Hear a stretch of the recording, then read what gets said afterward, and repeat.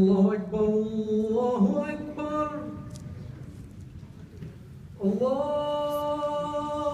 أكبر الله أكبر أشهد أن لا إله إلا الله أشهد أن لا إله إلا الله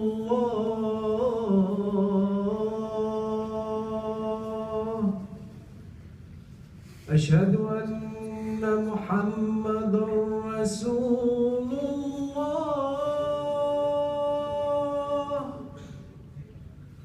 أشهد أن محمدًا رسول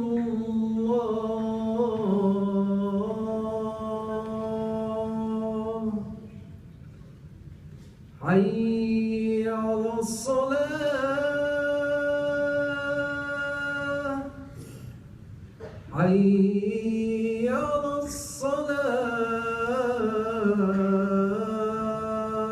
الصلاة حي على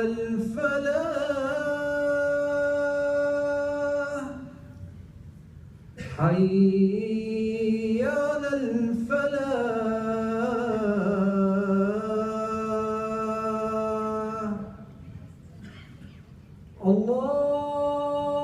الله أكبر الله أكبر لا إله إلا الله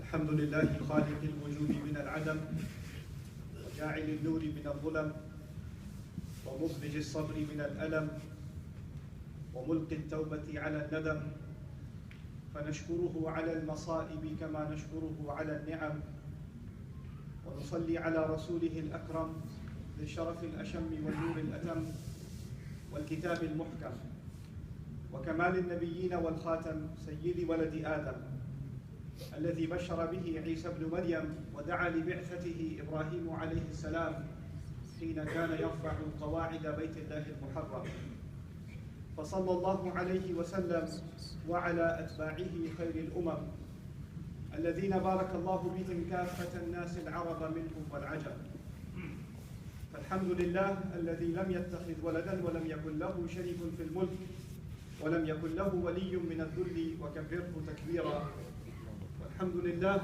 الذي أنزل على عبده الكتاب ولم يجعل له عوجا والحمد لله الذي نحمده ونستعينه ونستغفره ونؤمن به ونتوكل عليه ونعوذ بالله من شرور أنفسنا ومن سيئات أعمالنا من يهده الله فلا مضل له ومن يضلل فلا هادي له ونشهد أن لا إله إلا الله وحده لا شريك له ونشهد أن محمدًا عبد الله ورسوله أرسله الله تعالى بالهدى ودين الحق ليظهره على الدين كله وكفى بالله شهيدا فصلى الله عليه وسلم تسليما كثيرا كثيرا ثم أما بعد فإن أصدق الحديث كتاب الله وخير الهدي هدي محمد صلى الله عليه وسلم وإن شر الأمور محدثاتها وإن كل محدثة بدعة وكل بدعة ضلالة وكل ضلالة في النار يقول الله عز وجل في كتابه الكريم بعد أن أقول أعوذ بالله من الشيطان الرجيم وتولى عنهم وقال يا أسفا على يوسف وابيضت عيناه من الحزن فهو كظيم رب اشرح لي صدري ويسر لي أمري واحلل عقدة من لساني يفقه قولي اللهم ثبتنا عند الموت بلا إله إلا الله اللهم اجعلنا من الذين آمنوا وعملوا الصالحات وتواصوا بالحق وتواصوا بالصبر آمين يا رب العالمين.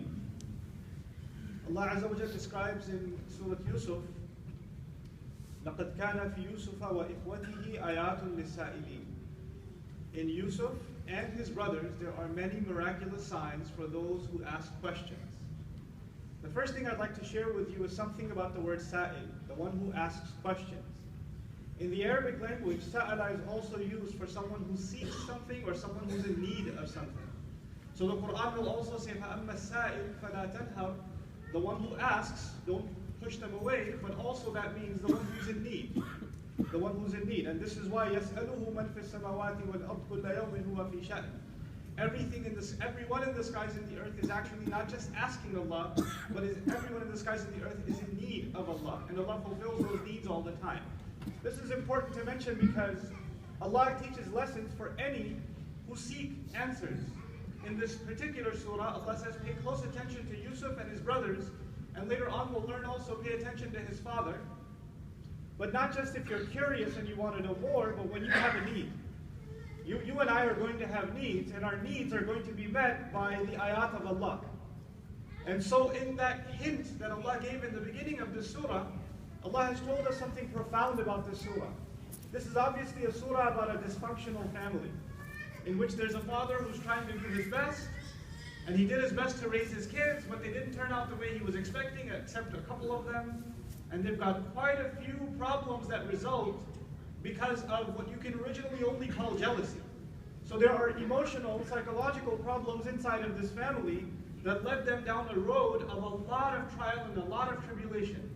And a lot of that pain came to someone who didn't deserve it. Like Yaqub alayhi salam did his job as a father. He actually, in the Quran incidentally, on a number of occasions when Allah talks about model parenting and the ideal fathers, his name keeps coming up. His example keeps coming up. So we think, and on top of that, we believe in the isma wal anbiya, we believe in the innocence and the purity of prophets, that Allah protected them from sin. So there's no way we think that he was a good father to Yusuf, but not a good father to the other kids. The first thing I'd like to remind myself and you of, I being a father myself, is that we can only do so much in raising our kids. And you could be as good a father as Yaqub alayhi salam, but at the end of the day, a time will come when your children and my children are going to be adults. And once they are adults, the decisions they make are theirs, and we are no longer in control. The things they do to each other even, and the things they do in terms of their religion, the way they earn their income, the way they conduct their business, the way they speak, the way they carry themselves, the lifestyle they live, all of it is out of our hands at one point. And a lot of times for a lot of parents, they can't accept that. They can't accept that the same child whose diapers I changed, the same child that I fed, the same child that came to me every Eid asking for toys, is the same child that can stand up to me now and say, no, I'm moving out. Or no, it's my car, I'm going to get my own car. Or I need to live in my own apartment. Or no, I'm going to get this job. Or I want to marry that girl. Or that boy for that matter. And among the girls there are those that want to just come say, I want to get married to this one or that one. And you can't take it. How can you talk to me this way? I'm the one who raised you. I'm the one who did everything for you. And this is actually the first realization with Yaqub alayhi salam twice in this surah, when his sons, his adult sons, came up to him and told him something that was horrible. I mean, they literally attempted to murder their own brother. Leaving him in a well is the same as killing the child. I mean, understand that from their point of view. I mean, even if they're saying somebody might come and get him, it was in the wilderness. And by the way, it was an emptied out well, barely with any water, which suggests nobody comes there anymore. Because if it was a full well, that would be murder to begin with. You understand? So it's fi ghiyabat al-jub, and ghiyaba also suggests that it's far out, it's where nobody can see it, and in the depths of this well, he's been thrown down. So from their point of view, they've already, in a sense, attempted murder. From their point of view. And they come back and present this story to their father, and you would expect their father to have an outburst. To be angry beyond reason, to hit them, to yell at them, to scream. These are the reactions you would expect from any one of your sons. If your son came back and he took your car without asking you, and then he came back with the rear view mirror in his hand and said, Baba, here, a wolf, ran into it. He comes up with a tree ran into the car. It wasn't the car that ran into the tree. What's going to happen thereafter is probably your janazah, your kid's janazah. But in the case of Yusuf alayhi salam, what does he say? فَصَبْرٌ جَمِيلٌ. The word jameel is the most shocking. Sabr is shocking enough. How do you have sabr at that occasion? Then on top of that, the word jameel. That in a sense, I'll put it in English for you, it's not beautiful patience. That's a very simplistic way of looking at the text. Essentially, he's saying the only thing beautiful left for me now is patience. And any patience I can hold on to, it's nakira to suggest ta'meem. Any patience I can find at this point. Even if it's a straw's worth of patience, that's the only beautiful thing left to do. In other words, he realizes something. His kids are out of his control. He can no longer tell them what to do. He can advise them, he can try to tell them, but these kids at this point are beyond control. And the only thing he's left has left for himself is sabr now. Which is actually not my khutbah. My khutbah is not your kids are out of your control. But that's the first realization that I wanted all of us to have. They are the slaves of Allah as we are. And we had an amana. I don't own my kids. My kids were given as a gift to me, and they were given as a trust to me. And the years that I had to take care of them and provide them the right upbringing, take care of their needs, and give them the teachings of this deen, I have to do the very best that I can. And beyond that, the pen is lifted from the parent. And then it's them and Allah, because when Allah questions them on Judgment Day, what they did when they were 25 years old, He's not going to say, where's your mother? Call her first. How did you let this happen? That's not going to happen. That is not going to, you're going to be standing yourself and no mama coming. No dad coming. So now I want to take you fast forward to a remarkable scene of profound sadness for Yaqub alayhi salam. And through it, what I wanted to share with you is something that we in the Muslim community clearly don't understand very well. I spoke about this when I was, a couple of weeks ago when I was in South Africa.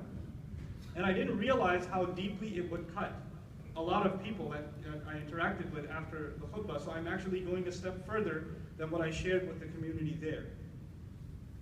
Where I'd like to start is, Yusuf alayhi salam, it's been many years that he's lost.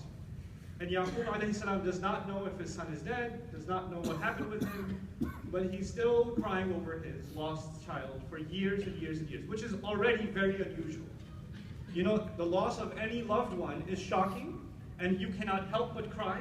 You cannot help but be, but mourn. A year will go by, 2 years will go by. Eventually, you start moving on with your life. The memory comes every once in a while. You see a picture on your phone, or an old friend of your father's comes by and you're missing your dad, or some memory comes and a tear rolls down the eye.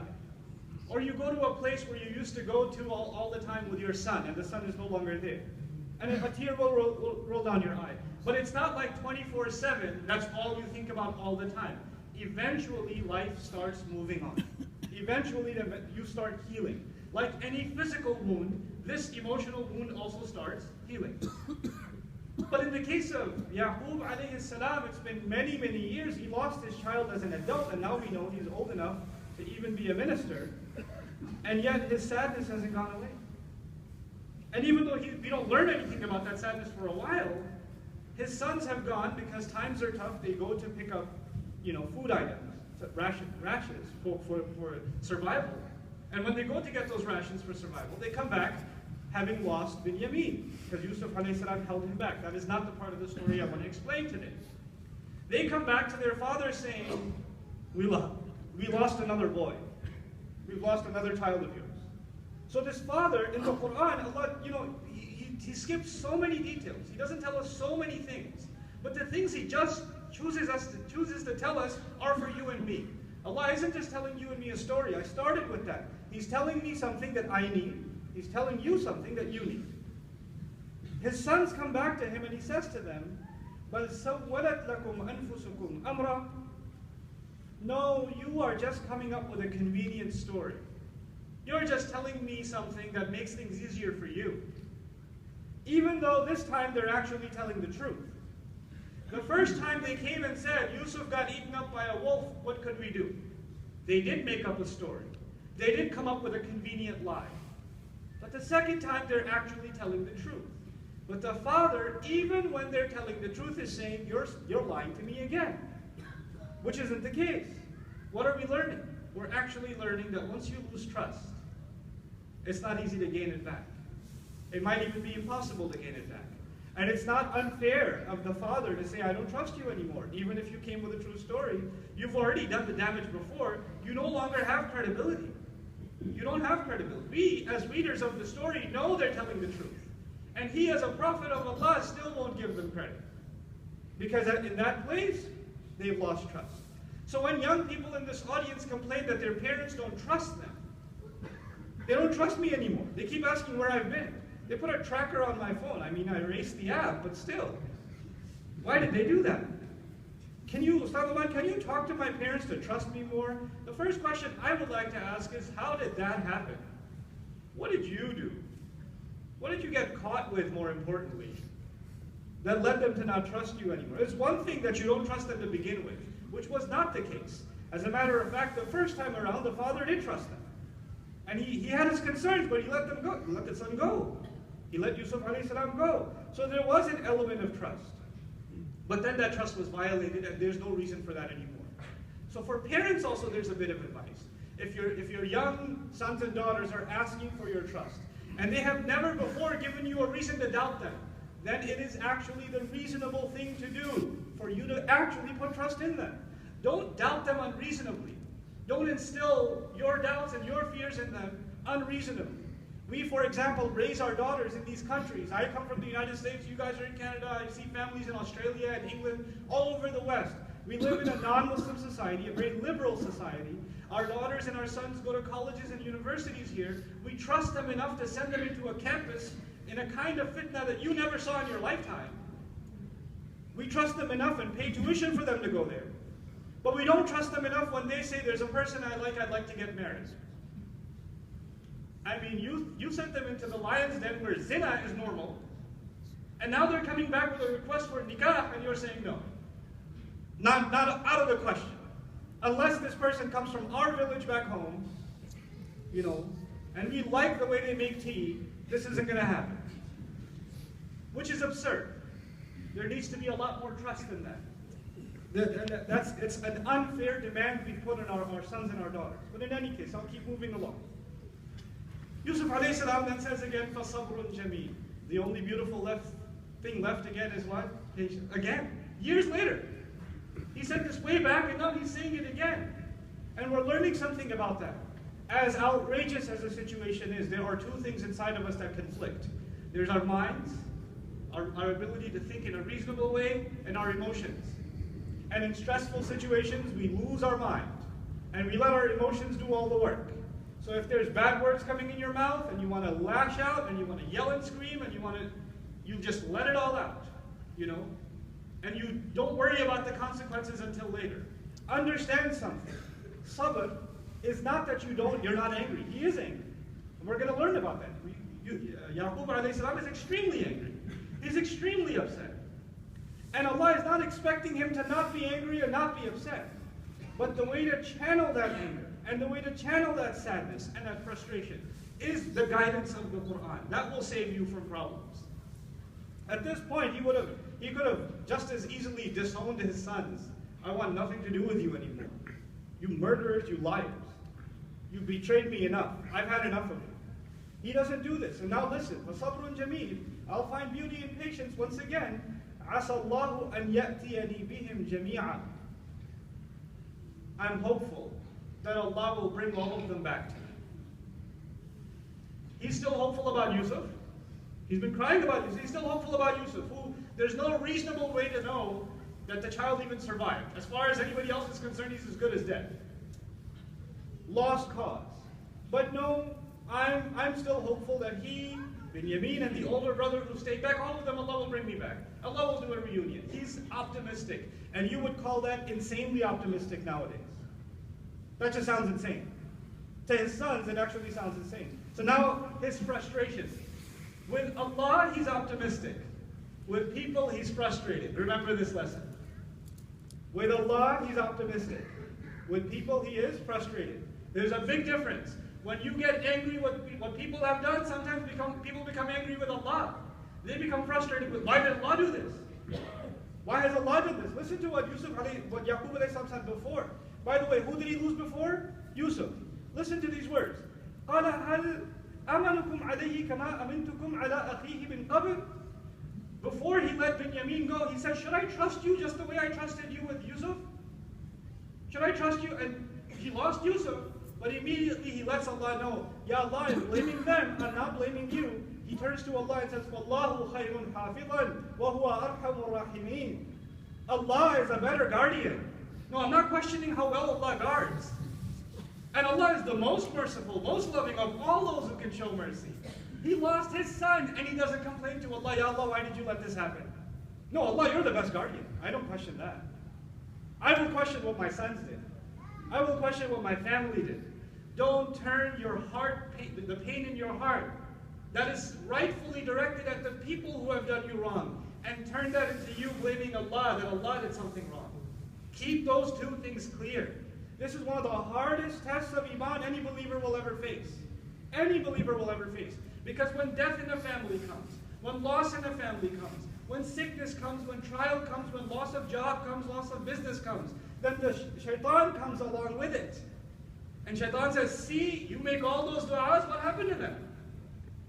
You were getting ready for this exam for so long, you were studying night after night after night to get certified, to get into the next level, to qualify for med school or whatever, and you failed 3 times already. Why is Allah doing this to you? All those du'as gone to waste? Allah is not listening to your du'as, man. Why even bother? And now your anger, instead of your anger at something you're not doing right, something else that's going wrong is misguided and turned towards Allah. That is actually sabr.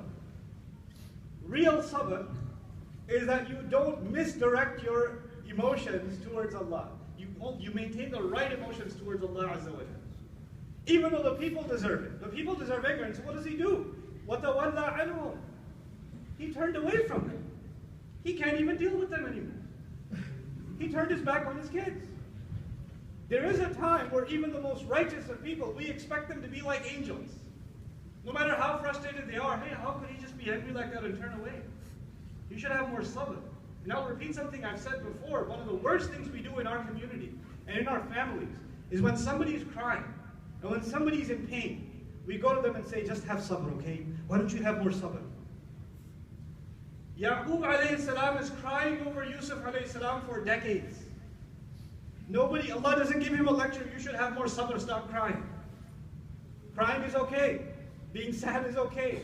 Being overwhelmed in grief is okay. It's not a sign that you don't have sabr. It's a sign that you're a human being, that you have emotions. Allah acknowledges those emotions. He turns away from his sons, he can't even deal with them anymore. وَقَالَ يَا أَسَفَا عَلَى يُوسُف. It's like he's talking to Allah or even himself, he's alone now. And he says, oh, the pain I feel, the sadness I feel over Yusuf. This wasn't even about Yusuf, this was about the Binyamin. But it came back, the painful memory of what happened so long ago came back like that's happening all over again. This is another Yusuf episode all over again. Well, you know what we're learning now? We're learning that how trauma works, how pain works. There's things you experienced years ago, and you're scarred by it. And something new happens, but this is not new for you. It's the same thing over again. And you're reliving the same tragedy like it just happened again. Like you're just there all over again. You traveled back in time. It's an incredibly painful thing to experience. So he cries out, Ya asafa ala Yusuf, wa biyaddat aynahu. And his eyes turned white, the Quran says. His eyes turned white. Our scholars would comment what that means. They'll say. His eyesight became weak. Min kathrat al-buka, because of crying so much.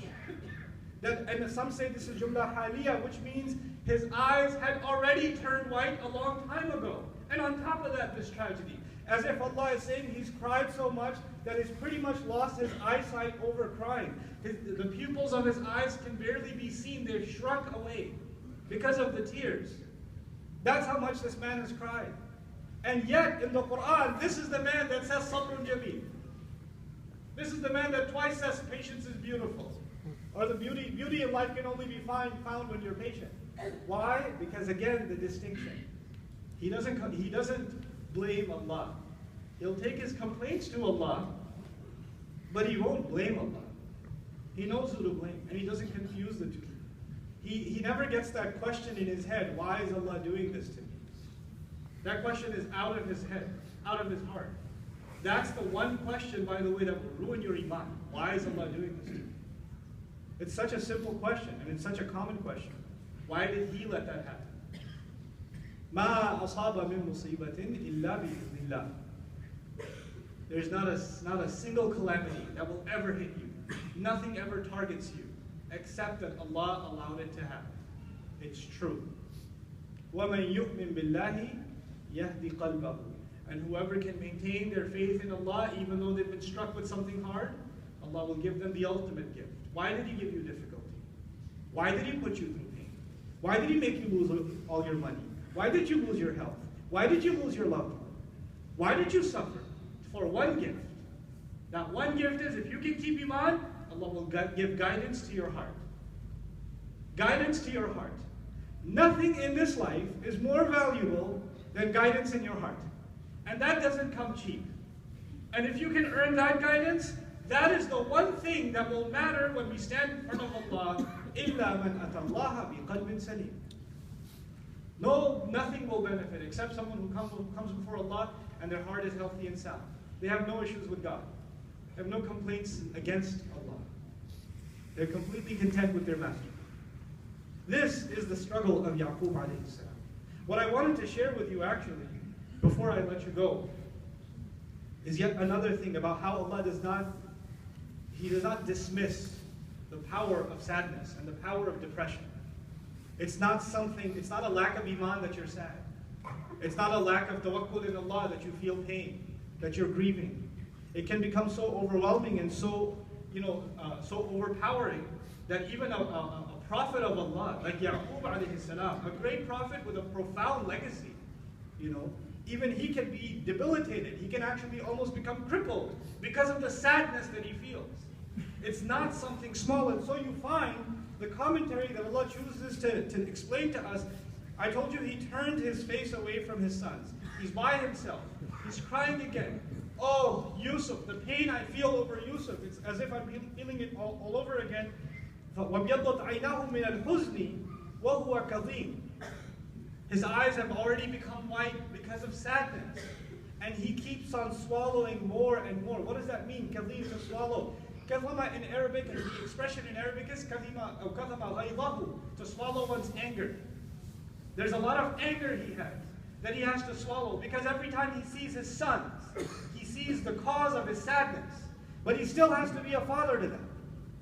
And he has to swallow that anger and still be a good father to them. They don't deserve it.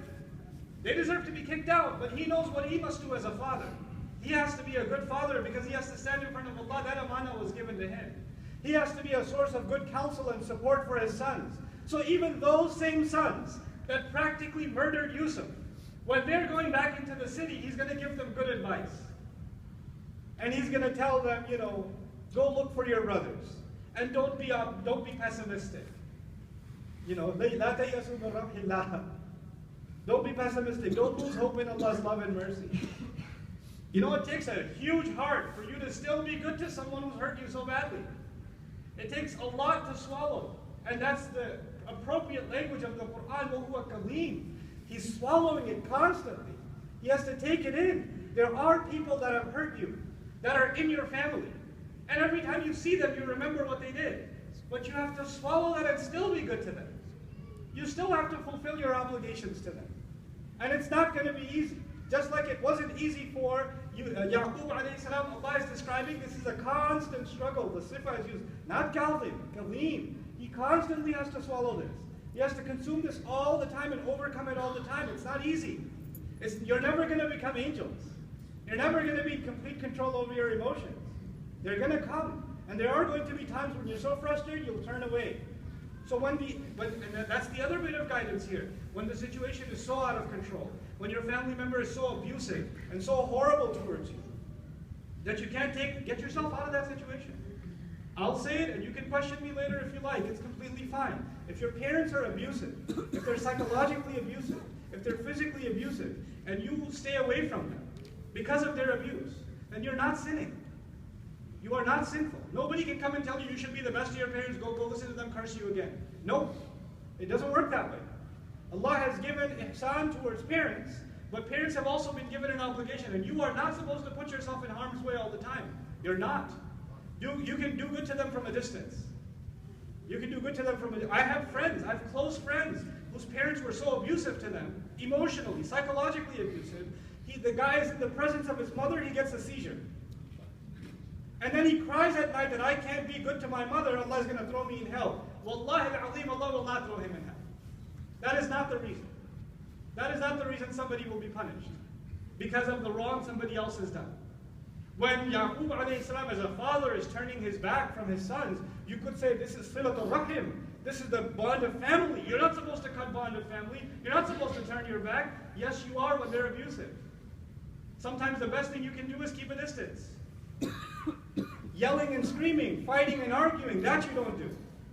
Wronging someone, hitting someone, cursing someone, that's what you don't do. And if that's the only, you're about to do that, it's better for you to walk away. It's better for you to keep a distance instead of doing something wrong instead. Now he says, this is what I conclude with inshallah ta'ala, their commentary. They see their dad turn away, cry. They heard him cry to Allah about the pain he feels for Yusuf. What did they say to him? Tallahi, we swear to God. They start yelling at him. They swear by Allah. In Arabic we say Wallahi. وَالتَّأُ لِلتَّعَجُّبِ. They're sharp. You know, like, seriously, we swear to God. You're going to just keep on remembering Yusuf? You still miss Yusuf? What's wrong with you? Now they're yelling at their dad. There are people abusive in a family. You're going through pain, and they're upset with you because you're why don't you feel better? Why aren't you smiling? They don't get it. They don't get that they're making things far worse. The word tafta'u, time for khutbah is running out. Just a few things I wanted to share with you. Tafta'u implies three things. They say to put a fire out. It is as though the pain of Yusuf is like a fire burning inside him and it doesn't go away. And they're saying, put it out already. Get over it, old man. Get over it. That's what they're saying to him. They're not acknowledging his pain. There are going to be people that they're your family, but they can't acknowledge your pain. They can't acknowledge what you're going through. They dismiss it like it's nothing. Oh, you're just doing drama. Ah, there she goes again. There he goes again with his episode. You know, they can't acknowledge what you go through. Just like they couldn't acknowledge what their father was going through. The word fati'a also means nasiya. Fati'tul amr, nasitul amr. To forget. Forget Yusuf already. Forget it. Why are you even remembering him? He wasn't even worth remembering. Change the memory altogether, you know. Some people can't forget. Some people don't want to forget. And that's okay. Last year when I was here for RIS, a woman came to me who had lost her mother. And it had been a year that she had lost her mother. And she came and said, I keep crying because I miss my mom. I love her so much. And I keep crying. And all my friends are telling me that I don't have sabr, that I should have tawakkul in Allah, that I should be happy that my mom is in Jannah and I shouldn't cry anymore. But I can't help it. I keep crying. You know, is there something wrong with me? Do I not have enough iman? You know? And I literally have to sit her down and say, there's nothing wrong with your iman. It's okay, you can cry. And the friends that are telling you shouldn't cry anymore because you should have sabr, don't understand the Quran. It's okay. I don't blame them either. Nobody taught them. But you need to, don't be guilty for your sadness. Your sadness is allowed. So much so with this father, they say you're going to keep on mentioning it. And sakkana, fati also means sakkana, to keep something in its place. You keep talking about Yusuf like he's still here. You keep talking about Yusuf like he's still a member of the family. He's gone, Dad. It's just us now. He shouldn't be in the equation anymore. And you're going to keep doing this for how long? حَتَّى تَكُونَ حَرَضًا. And you're going to keep mentioning him like this until you kill yourself. Until you die. تَكُونَ حَرَضًا. Harad actually means لَا خَيْرَ فِيهِ. There's no good left in you. You'll become completely paralyzed. فَاشِدُ الْجَسَدِ is also harad. Someone whose bodies become dilapidated. In other words, depression can turn into physical pain. This is now proven in psychology. People's emotional suffering can actually turn into their bones hurting, their muscles hurting. They literally say you're going to keep being this sad and you're going to start feeling the kind of pain كَأَنَّكَ عَلَى شَرَفِ الْمَوْتِ, as though you're on the verge of death. لَا أَمَلَ فِيهِ, there's no hope left in someone. They say someone who's experiencing harad is neither alive nor dead. لا حي فيرجى ولا ميت فيؤاس. They're not alive that there's hope that they'll get better, and they're not dead that you can warn them. They're in between. They're stuck in between. The word harad also gives us the meaning of hath or ihma, which means to incite or to encourage. In other words, your sadness is also because you keep thinking things will change. You're hoping This sadness will pay off and Yusuf will come back eventually. You need to let go of that hope. You need to let go of that thought and move on with your life. You know, this commentary from them is very telling. They don't know what's going on inside his heart, but they can tell from the outside that he's almost dying from this pain, this suffering. Allah Azza wa Jalla acknowledging that in his book is a remarkable thing. أَوْ تَكُونَ مِنَ الْهَالِكِينَ. They'll say to him, or you're just going to die just a terrible death. You're just going to die a terrible death, they say to him. And by the way, in response to this, as I conclude, Yaqub alayhi salam is one of the, I would argue, one of the most misunderstood ayat on this subject. إِنَّمَا أَشْكُو بَثِّي وَحُزْنِي إِلَى اللَّهِ وَأَعْلَمُ مِنَ اللَّهِ مَا لَا تَعْلَمُ. I am only complaining about the terrible things I'm going through and the sadness that I feel. I'm only complaining about it to Allah. And I know what you don't from Allah. Allah has given me things He hasn't given you. You don't know, I know. What in the world does that mean? A misunderstanding of this is you shouldn't talk about your problems to anyone. You should only talk to Allah. Okay? If you have an issue, if you're suffering, if you're in abuse, if you're in trouble, if you're deeply sad and depressed, if you have a problem you can't resolve, nobody can help you, only Allah can help you, talk to Allah. That is incorrect. That is not right. He is saying that to his sons. Don't take an ayah out of its complete context. And that's why the ayah ends with a mukalama with them. وَأَعْلَمُ مِنَ اللَّهِ مَا لَا تَعْلَمُونَ أَنْتُمْ.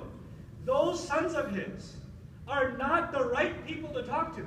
He doesn't have anybody supporting him around him to speak to. The only one he can speak to is who? Allah Azza wa Jal. But Rasulullah sallallahu alayhi wa sallam, when he would have a problem in his marriage, he would seek outside counsel. He wouldn't recite, إِنَّمَا أَشْكُو بَثِّي وَحُزْنِي إِلَى اللَّهِ. Our own messenger would not say, I'm only going to complain to Allah. I will not seek to discuss my problem with anybody else. Even when Hadithat al-Ifk happened, when the accusation against Aisha radiallahu anha happened, he calls Ali, he calls Usama, يَسْتَأْمِرُهُمَا. He sought their counsel. He doesn't say, I'm just going to complain to Allah. There's a difference, right? Yaqub alayhi salam is being described in an impossible situation where nobody around him can be a source of support. Nobody around him can be a source of support. And then all he has is Allah, and there are some people with that tribe. But then there are others who have a friend, who have a counselor, who have an imam, who have someone in the family, a sibling, a supportive sibling, someone who can pay an ear, listen carefully.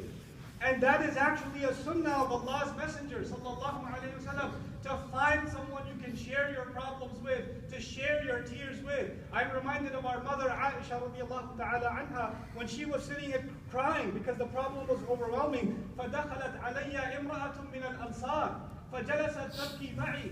A woman came from the Ansar, I don't even know who she is. She just sat down and started crying with me. She just sat down and cried with me. Aisha radiallahu anha, our mother doesn't say to her, no, I'm going to complain only to Allah. I don't need your support.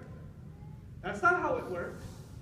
Don't turn, don't put expectations on people that Allah Himself didn't put. Yes, we will take our complaints to Allah. And we will take it, and by the way, taking your complaint to the Department of Motor Vehicles, or taking your complaint to a judge, or taking your complaint to customer service is not the same as taking your complaint to Allah. When you take your complaint to Allah, you complain about people, not about Allah. You complain about the problem, not about Allah. Because وَاللَّهُ خَيْرٌ فَاللَّهُ خَيْرٌ حَافِظًا وَهُوَ أَرْحَمُ الرَّحِيمِينَ. You never cross that line with Allah.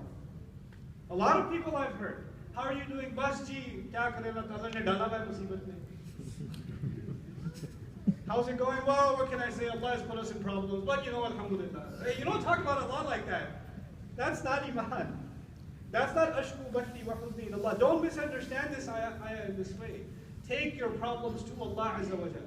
Especially, in his case, only He can. And by the way, you know what that means? Sometimes there are people in your family, and I conclude with this, there are people in your family, you shouldn't be talking to them.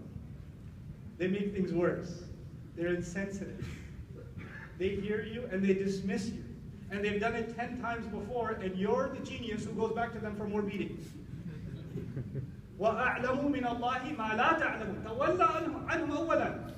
He turned away from his sons. He started talking to Allah. They overheard him and said, come on, Dad, you're going to start this again? He's like, I'm not talking to you. I'm talking to Allah. Leave me alone. You see, he wasn't talking to them. I know, I have a faith in Allah. You people don't know anything about that. You, my son, you're not the right persons for this conversation. So there are sometimes people say, just talk to your parents. Just talk to your spouse. Just talk to you. Sometimes talking to them is a good thing. Other times, you should know from your own experience who you should be talking to and who you should be keeping distance from. May Allah Azza wa Jal make us people of sabr, give us the strength to overcome the challenges we have in our families. May Allah Azza wa Jal make us of those whose needs, emotional, spiritual needs, psychological needs, all kinds of needs are fulfilled by the word of Allah. May Allah give us a loving, intimate relationship and bond with His book. May Allah overlook the wrong that we have done towards others and forgive the others who have done wrong towards ourselves. May Allah reconcile the conflicts we have within our families. And may Allah Azza wa Jal allow us to raise a better generation of Muslims who carries this deen in a way that we could never. Barakallahu li wa lakum fil Qur'an al-Hakim wa nafa'ani wa iyyakum bil ayati wa dhikr al-Hakim. And I apologize for taking too much time. Alhamdulillah wa kafa wa salatu wa salamu ala ibadihi alladhina istafa خصوصا على أفضلهم وخاتم النبيين محمد الأمين وعلى آله وصحبه أجمعين. يقول الله عز وجل في كتابه الكريم بعد أن أقول أعوذ بالله من الشيطان الرجيم إن الله وملائكته يصلون على النبي يا أيها الذين آمنوا صلوا عليه وسلموا تسليما. اللهم صل على محمد وعلى آل محمد كما صليت على إبراهيم وعلى آل إبراهيم في العالمين إنك حميد مجيد. اللهم بارك على محمد وعلى آل محمد كما باركت على إبراهيم وعلى آل إبراهيم في العالمين إنك حميد مجيد. عباد الله رحمكم الله اتقوا الله إن الله يأمر بالعدل والإحسان وإيتاء ذي القربى وينهى عن الفحشاء والمنكر ولذكر الله أكبر والله يعلم ما تصنعون. أقم الصلاة إن الصلاة كانت على المؤمنين كتابا موقوتا.